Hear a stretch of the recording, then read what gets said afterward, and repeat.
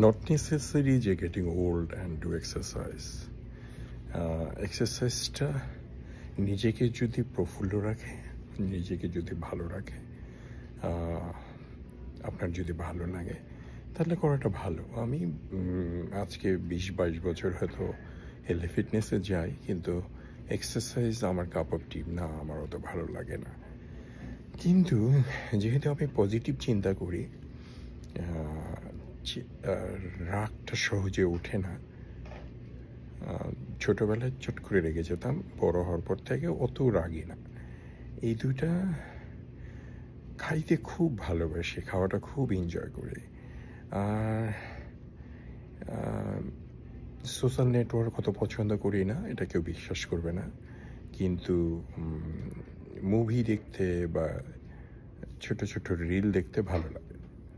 তো সবাই সুস্থ থাকার চেষ্টা করবেন, ভালো থাকবেন, হাসতে হাসতে যেন মরে যেতে পারেন।